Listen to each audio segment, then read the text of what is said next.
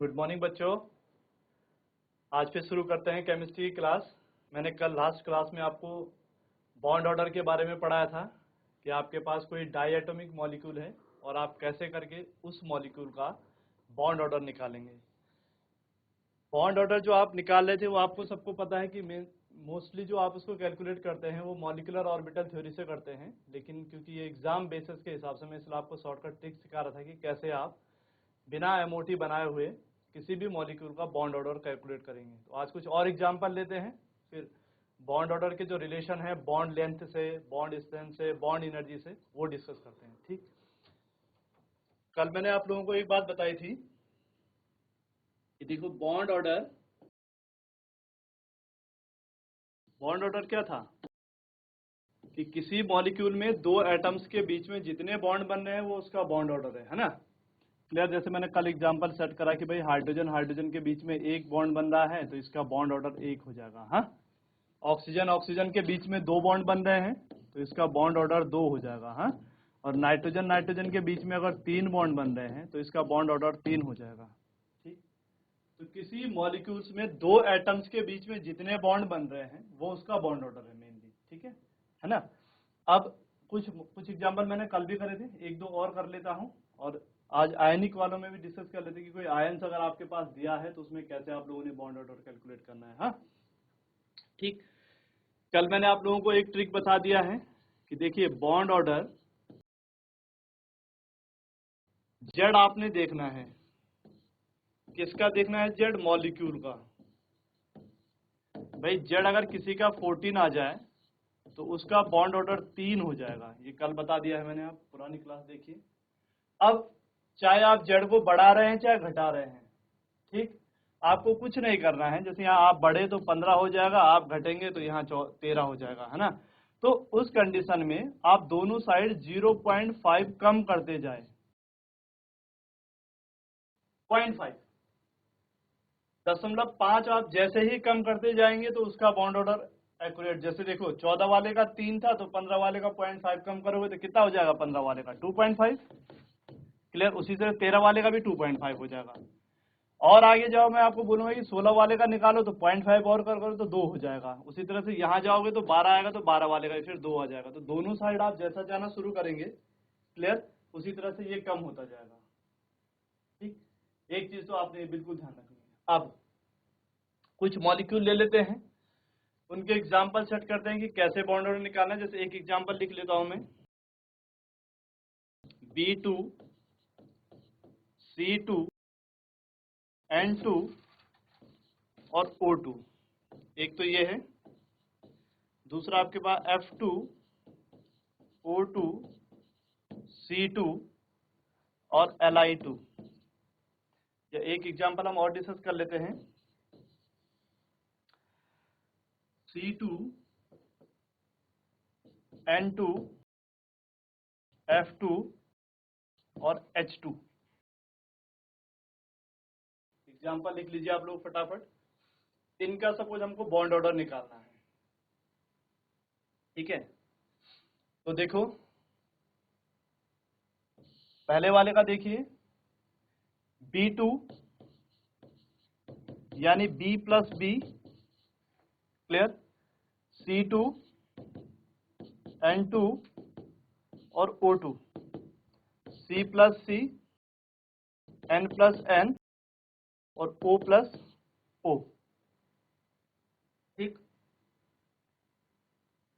इसका atomic number 5 और 5, hydrogen helium lithium beryllium boron, है 5 और 5। तो B2 का मैंने कहा दोनों को जोड़ना है तो 10, जेड है। हाँ, ये 10 हो जाएगा।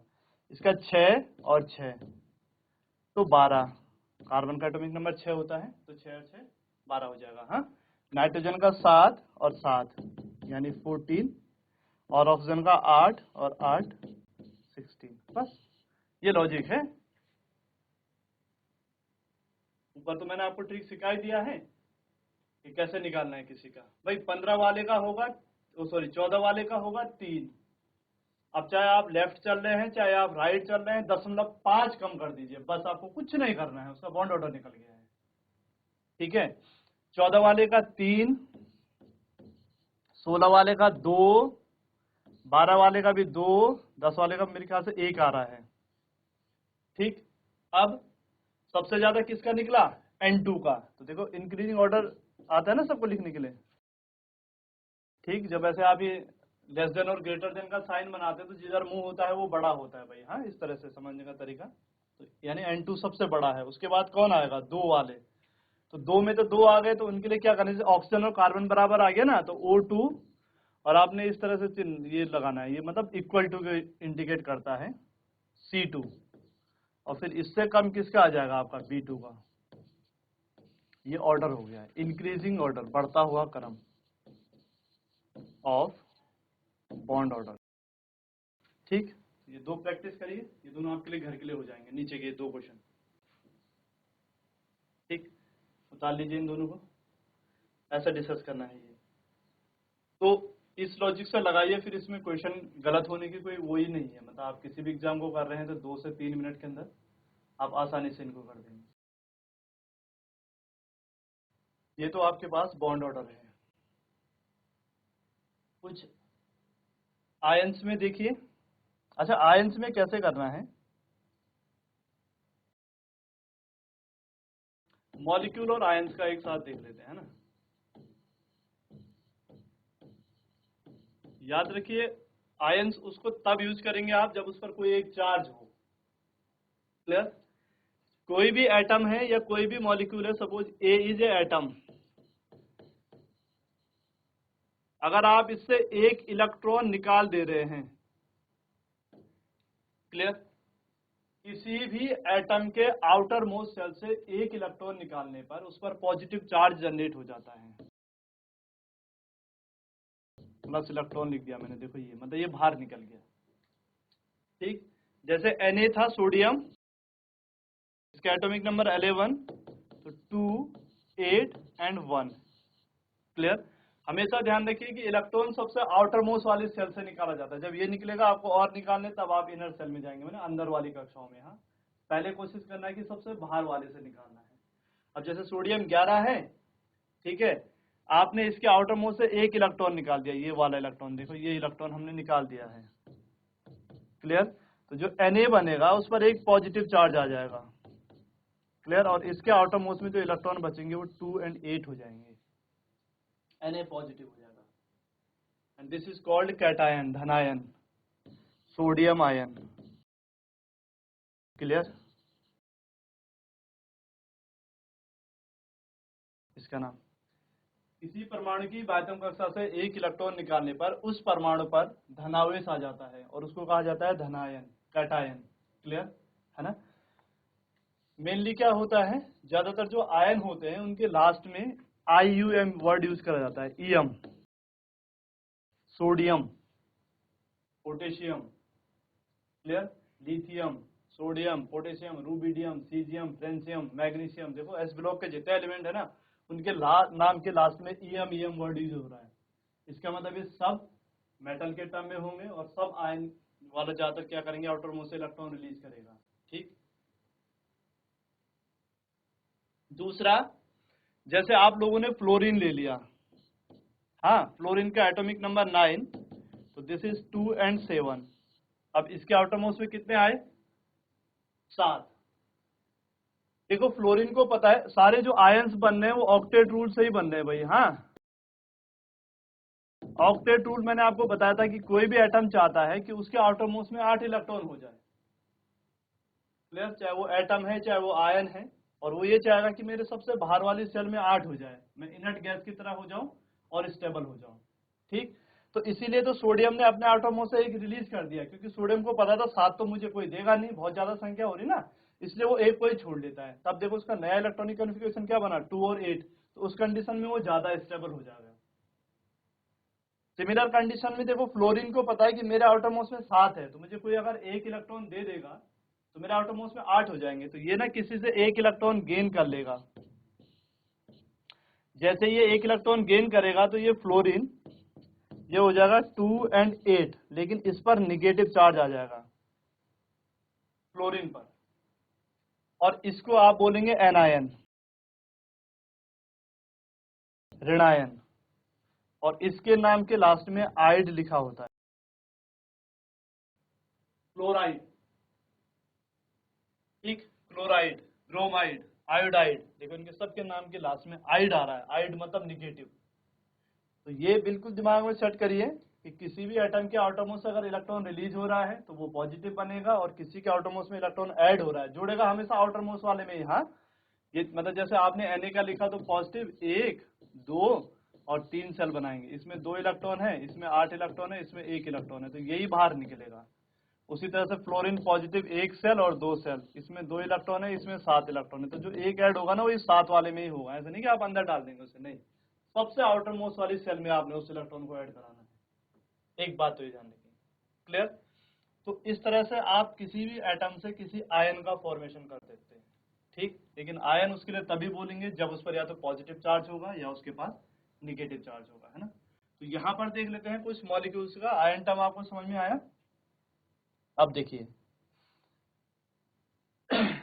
मतलब सीधा सीधा ध्यान रखिए, अगर किसी एटम से आप एक आयन बना रहे हैं तो एक बात क्लियर हो गई कि उसमें एक इलेक्ट्रॉन कम हो गया है,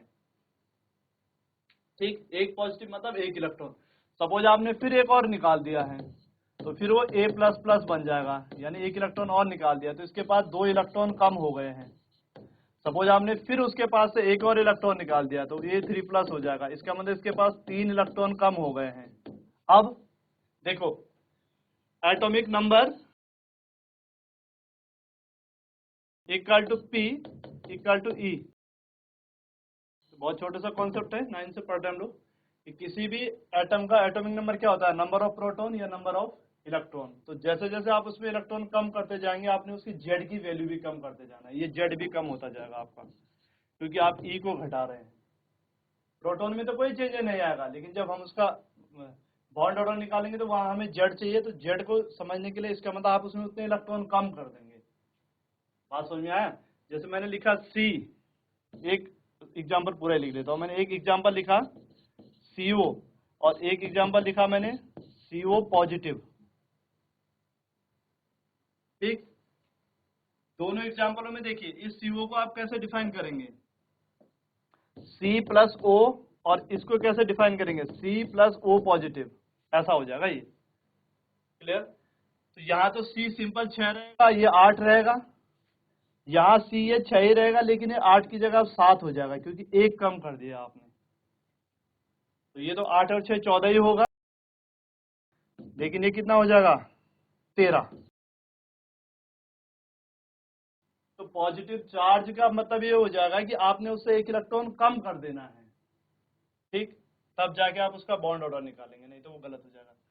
सिमिलर केस अगर आपके पास कोई निगेटिव वाला आता है, तो जैसे A था, A के आउटर मोस्ट में अगर आप एक इलेक्ट्रॉन ऐड कर रहे हैं तो वो A निगेटिव बनेगा, यानी इसका जो Z होगा ना वो Z में एक और बढ़ जाएगा, ठीक। मैंने एक एग्जांपल लिखा O, ठीक, उसमें मैंने एक इलेक्ट्रॉन ऐड कराया तो वो O निगेटिव बना, क्लियर। तो अगर इसका एटॉमिक नंबर 8 है Z, तो उसके रिस्पेक्ट में ये 8 में एक और आपको ऐड करना पड़ेगा, तो ये टोटल 9 हो जाएगा। ये बस इसमें मेन समझने वाला है, आपने ध्यान रखना है। पॉजिटिव सीधा सीधा है, पॉजिटिव मतलब घटा दो, निगेटिव मतलब जोड़ दो। अब जितने वो दिखे रहेंगे उसमें ऊपर लिखे होंगे वो आपने ऐड कर देना, भाई कुछ नहीं इसमें करने वाला, है ना। भाई सीधा सीधा जैसे आपने एग्जांपल बनाया CO plus O2 minus O2 2 minus, clear, या आपका F2 निगेटिव, ये बनाए, है ना। और इनका आपको मैंने पूछा कि बॉन्ड ऑर्डर निकालो, पहले आप इनका Z निकालेंगे तब जाके आप इनका बॉन्ड ऑर्डर निकालेंगे, ठीक। अब ये किससे बना है, पहले वाला देखो C+O पॉजिटिव, ये O2 निगेटिव है, यानी कि O+O एक पर एक निगेटिव दे दो, किसी पर भी दे दो, ट्रिक में तो करने के लिए कोई पर्टिकुलर नहीं है। हाँ, मेंशन करने की जहां पर्टिकुलर बात आएगी वहां तब आप मॉलिक्यूलर ऑर्बिटल थ्योरी जो आणविक कक्षक सिद्धांत था ना 11th में, उसके हिसाब से बनाएंगे, ऐसे नहीं कि कहीं भी रख देंगे। लेकिन ज्यादातर केसेस में अपने आप ही पता चल जाता है कि पीछे वाले पर ही ज्यादातर निगेटिव होता है ना। तो यहाँ देखो O2 निगेटिव निगेटिव है, तो आप चाहे इसको O+O एक ही पे दे दो, टो निगेटिव, कोई बात नहीं, या दोनों को एक एक बांट दो, तब भी कोई फर्क नहीं पड़ रहा है। F2 वाले का F+F2 निगेटिव, ये अब आप इसका देखो, वो देखेंगे, ठीक है जी। अब देखो जेड कैसे हो जाएगा, यहाँ पे लिख लेता हूँ दोबारा। कार्बन का 6 और इसका 8 होगा तो 1 कम कर दोगे तो 13, अभी तो निकाला था मैंने ऊपर, ठीक, क्योंकि ऑक्सीजन पर 1 प्लस आ गया तो 8 में से 1 कम कर देंगे आप, तो वो 7 हो जाएगा उसका एटॉमिक नंबर। अब 8 नहीं रहेगा, क्यों? क्योंकि 1 प्लस आ गया, प्लस का मतलब मैंने कहा आप लोगों ने कम कर देना है। टोटल करके भी सीधा घटा दीजिए अगर ज्यादा ही कंफ्यूजन हो रहा है। जैसे आपने 8 और 7 जोड़ा, तो सॉरी 8 और 6 जोड़ा 14, 1 प्लस है तो 1 कम कर दो, 14 में से 1 गया है ना। जैसे O2 2 निगेटिव है, सॉरी O2 निगेटिव है, तो कैसे करोगे, 8 और 8 16 में से 1 प्लस और कर दोगे तो ये 17 हो जाएगा। वैसे भी करोगे तो बात वही आएगी। देखो ऑक्सीजन का कितना होगा, एक ऑक्सीजन का 8 प्लस दूसरे का 8 में 1 और जोड़ोगे 9, 8 दूनी 16 और 1 17, ठीक। यहाँ 2 बढ़ गए हैं तो 8 प्लस 10 ये 18 हो जाएगा। 10 समझ गया ना क्यों लिखा मैंने, क्योंकि ऑक्सीजन पे 2 निगेटिव आ गए, तो 8 के बाद 1 9 हुआ, फिर 10 हुआ, तो इसलिए ये 10 हो गया। नाउ नेक्स्ट वन इज, एक फ्लोरीन का 9 होता है, दूसरे फ्लोरीन का भी 9 होगा, लेकिन 2 और बढ़ गए हैं, तो सॉरी प्लस 9, तो 9 प्लस 11 इक्वल टू 20, इसका 20 आ गया है। ये आप लोगों ने बिल्कुल ध्यान रखना है।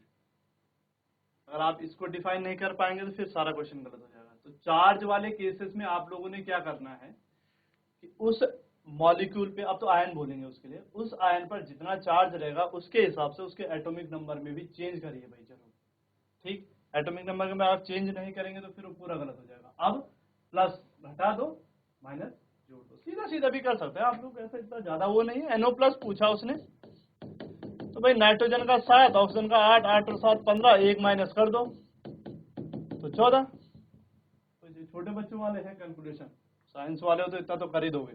क्लियर?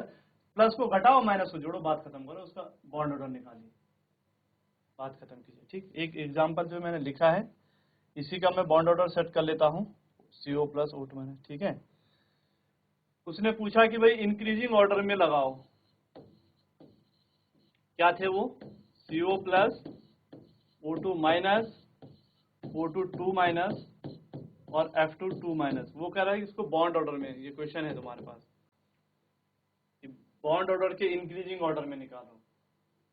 तो सबसे पहले आप जेड निकालिए उसका, ठीक। जेड देखो कैसे निकलेगा, कार्बन का 6, ऑक्सीजन का 8, तो 8 और 6 14, 1 प्लस कम हो जाएगा तो ये 13 आ जाएगा। अभी पूरा डिटेल मैंने आपको समझा दिया कैसे होगा। ऑक्सीजन का 8, तो दोनों का 8 और 8 16, 1 और जोड़ देंगे तो ये 17 हो जाएगा, ठीक जी। नेक्स्ट O2 2 निगेटिव है, तो 8 और 8 16, 2 और जोड़ देंगे उसमें तो 18 हो जाएगा। और फ्लोरीन का 9, तो 9 और 9 18, 2 और जोड़ेंगे तो 20 हो जाएगा, बस, ठीक। अब बॉन्ड ऑर्डर क्लियर, इसका तो 2.5 आएगा, वो पता है ना आपको क्यों आएगा, क्योंकि 14 वाले का, जिसका जेड 14 है उसका बॉन्ड ऑर्डर 3 है, 13 करा तो 2.5, 0.5 घटाना है। 17 वाले का कितना होगा, देखो 15 वाले का हो जाएगा 2.5, 16 वाले का हो जाएगा 2, तो 17 का हो जाएगा 1.5। 17 वाले का आया 1.5, 18 वाले का 1, 19 वाले का 0.5 और 20 वाले का 0 आ जाएगा। ये लो, ठीक। इसका मतलब F2 2 निगेटिव में तो कोई बॉन्ड बन ही नहीं रहा है, 0 का मतलब। कितना कितना आया वैल्यूज, सबसे ज्यादा किसका आया, CO प्लस का, यानी कि सबसे ज्यादा बॉन्ड ऑर्डर इसका है। फिर किसका आया, O2 निगेटिव का। फिर किसका आया, O2 2 निगेटिव वाले का। और सबसे कम जिसका तो है ही नहीं, वो F2 2 निगेटिव वाले का। This is increasing order of bond order, बंद कोटि का बढ़ता हुआ क्रम। ये हो गया आपके पास, उतारिए इसको फटाफट। एक क्वेश्चन आपके पास ये हो गया है, ठीक। कैसे किसी मॉलिक्यूल्स में या आयंस में, हम नीट और जेई में तो इसी तरह के क्वेश्चन पूछे जाते हैं भाई। नेक्स्ट फॉर्मूले देख लीजिए, 2,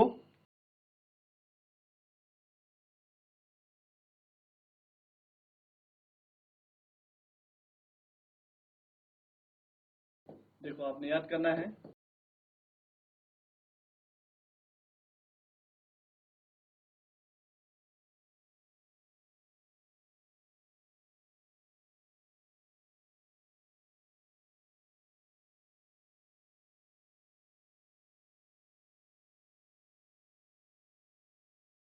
क्लियर।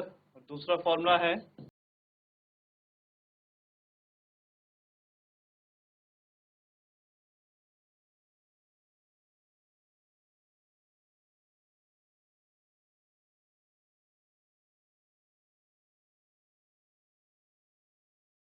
और तीसरा है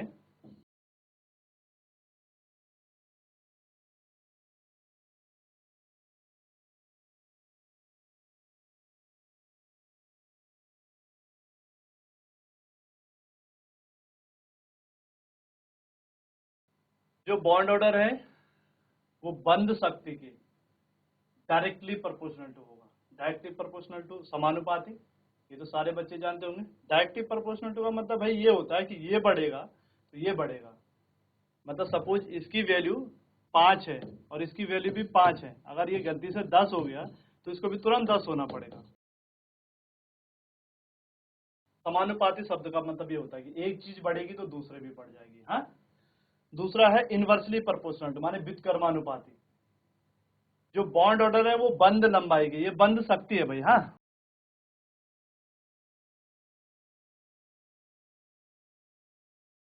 जो बंद लंबाई है, दूसरा है बंद लंबाई,